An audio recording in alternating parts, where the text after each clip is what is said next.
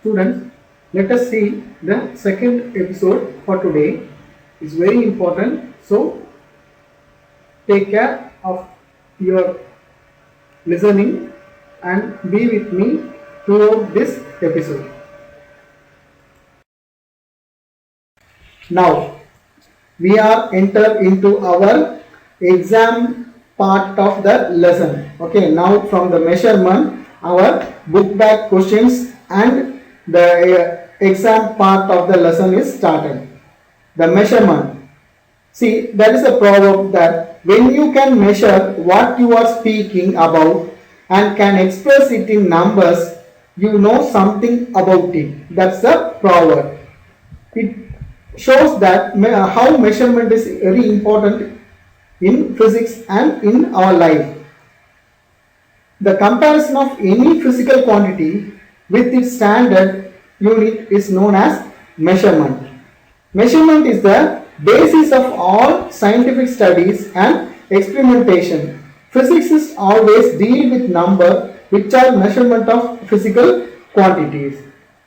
Therefore, we have to know about the physical quantity. Let me tell the what do you mean by the physical quantity?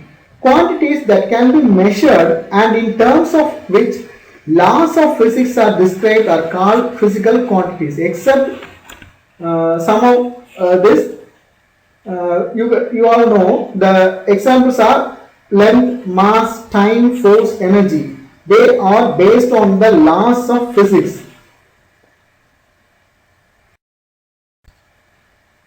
Then, types of physical quantities. In last slide, we saw what do you mean by the physical quantity. Now, what are the types of physical quantity? There are two types of physical quantities. There are fundamental and derived quantities. What do you mean by this fundamental or base quantity? The fundamental or base quantity are the quantities which cannot be expressed in terms of any other physical quantity. Okay, there is no other substitution for this. These are length, mass, time, electric current, temperature, luminous intensity and amount of substance. The next one is derived quantities. Quantities that can be expressed in terms of the fundamental quantities are called derived quantities. For example, area, volume, velocity, acceleration, forces.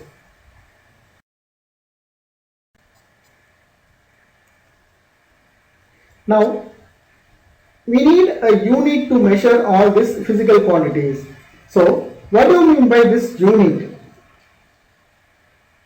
An arbitrarily chosen standard of measurement of a quantity which is accepted internationally is called unit of quantity.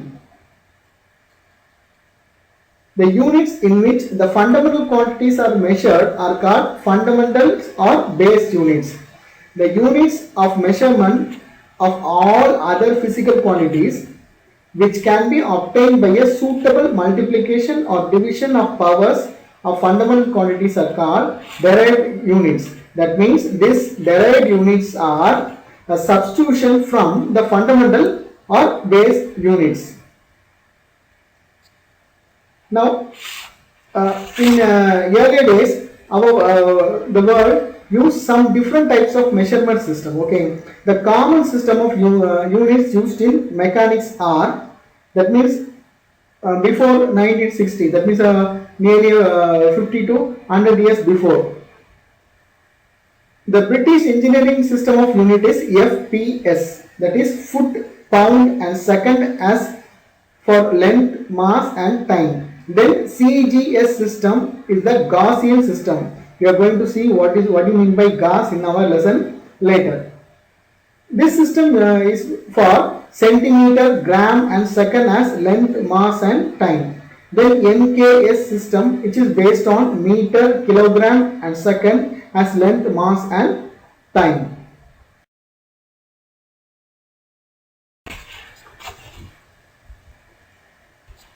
Actually, there was a very large confusion around the world because of these different types of CGS, NKS and FPS system. Okay, so the altogether in 1960, the world conference has been held. They decided a new unit system, that is SI unit system. The abbreviation for SI unit is Système International, okay, and it's a French based name. The advantages of this system are: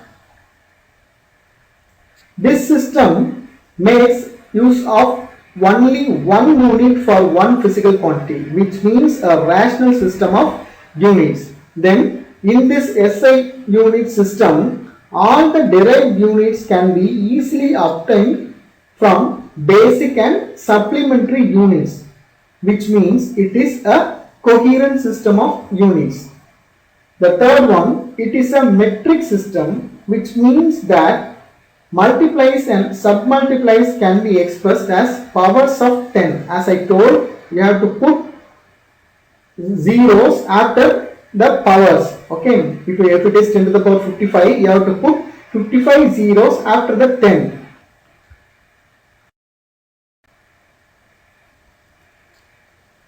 Then the base quantity, the unit, the symbol, and the definition of the SI units. This page is very important. You can see this page in your book. It's very important. If you are well versed in this base quantity, then only you can move further in this lesson, and towards the next 5 lessons are based upon this concepts. Okay, now let me explain how this length is measured. The unit for length is meter and the symbol is small m. The definition for the length is 1 meter is the length of the path traveled by light in vacuum, that is 1 by 299,792, 458 of a second in 1983. Then mass is unit is kilogram and the symbol is kg. 1 kilogram is the mass of a prototype cylinder of platinum iridium alloy whose height is equal to its diameter, which is preserved at the International Bureau of Weights and Measurement Services near Paris in France in 1901. The time, second, okay. It is a symbol is S. 1 second is the duration of 9, 192, 631, 77, 0 periods of variations corresponding to the transition between the two hyperfine level of the ground state of cesium, that is 133 atom, which is based on from 1967. Then electric current. Most of you people are not aware of this ampere. Okay, the symbol for ampere is A. Electric current is measured using the ampere. 1 ampere is the constant current which, when maintained in each of the two straight parallel conductors of infinite length and negligible cross section, held 1 meter apart in vacuum, shall produce a force per unit length, that means 2 into 10 to the power minus 7 Newton per meter between them. The electric current and the ampere has been finalized in 1948. Then temperature is measured using a Kelvin. Okay, the Kelvin is denoted by K. 1 Kelvin is the fraction of 1 by 273.16 of the thermodynamic temperature of the triple point of water. This is from 1967. Then amount of substances. The amount of substances is measured using the unit mole and the symbol is MOL. The 1 mole is the amount of substances which contains as many elementary entities as there are atoms in 0.012 kg of pure carbon 12, and from 1971 we use mole as a unit for amount of substance. Then last one, luminous intensity. This luminous intensity, you all are a little bit confused about this luminous intensity. Actually the light is measured through candela and the symbol is CD. 1 candela is the luminous intensity in a given direction of a source that emits monochromatic radiation of frequency that is 5.4 into the power 14 hertz, and that has a radiant intensity of 1 by 683 watt per steradian in that direction 1979.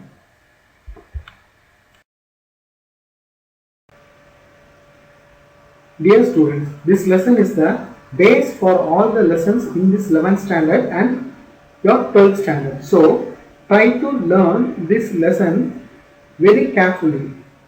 You have to go through all the tables present in this lesson.